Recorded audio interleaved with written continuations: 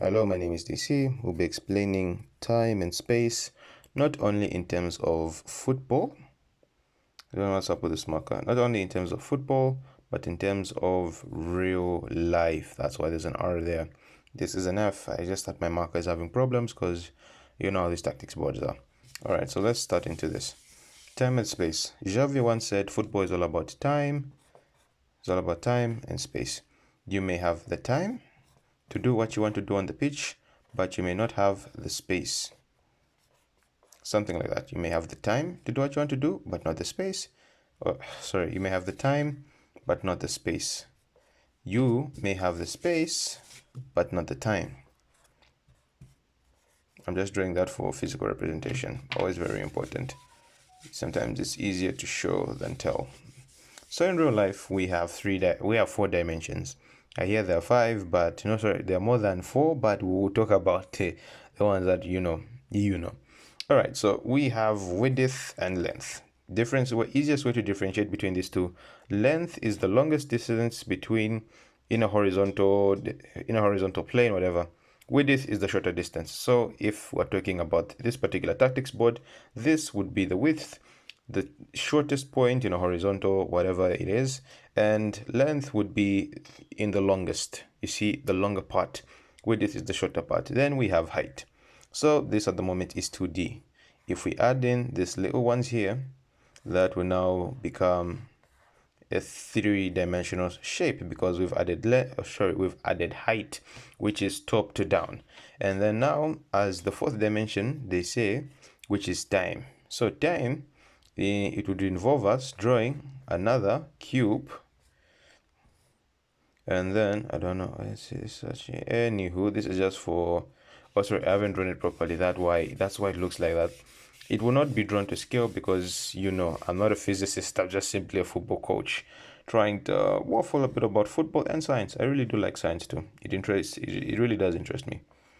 So it would involve us drawing another cube, and then we link them up together. Then we go 1, 2, 3, 4, something like that. It's not drawn to scale, but it's simply between the two cubes combining, meaning that we also have to know the particular time. Yes, because it's a thing whereby this cube might be at this particular point in this time, the cube might be at this particular point in this time. So these are 4 dimensions in real life. And then people will be like, no, mambo sabaira, mambo funta, but let me show you how this relates with football.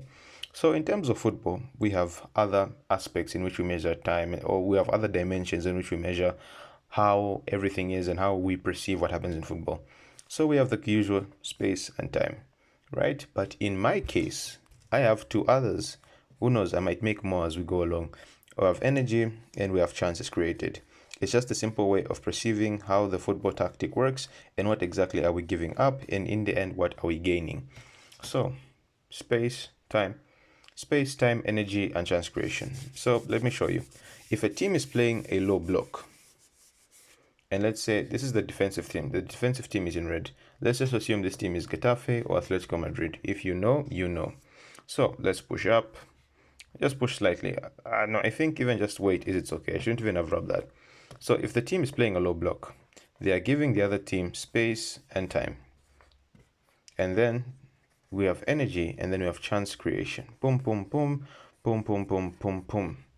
All right, so space and time. So you have avoided this team space and time, but on your end, you are maintaining your energy levels, which means you could probably continue with this tactic for a long period of time, and you also limit the number of chances created.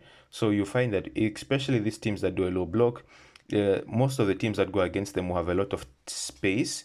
In this way, we would say that they push up high. They have a lot of space.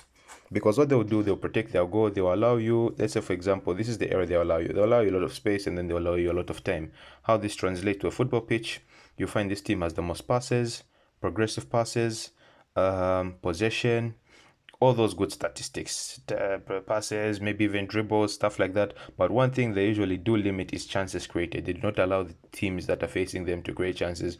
This is where you find in a game that, let's say for example, 20 shots, only 4 are on target. which is a very good defensive return, because you find most of the time if this team in attacking wants to go and attack, this team in red that's defending will block everything. Shots blocked. They'll force them to go wide. They'll make bone crunching tackles. They'll make sure they do everything in their power to make sure this team doesn't score.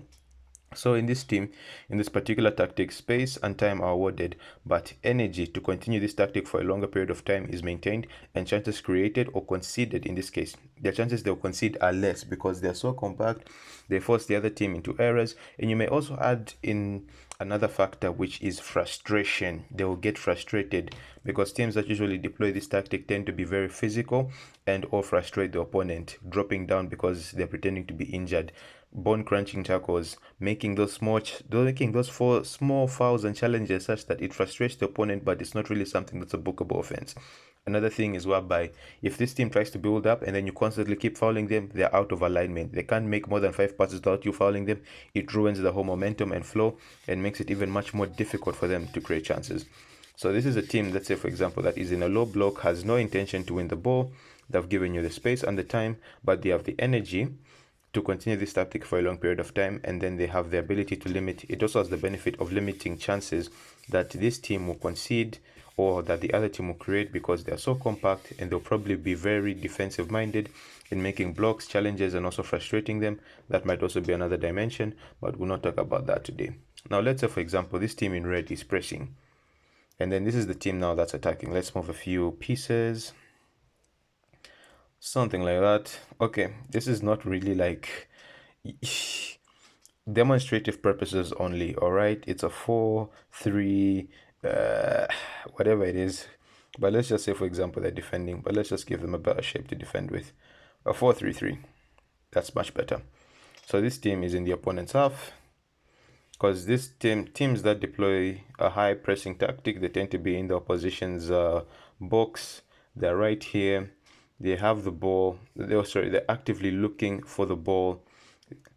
Yeah, they cut the pitch in half. By that, it simply means they give up the space.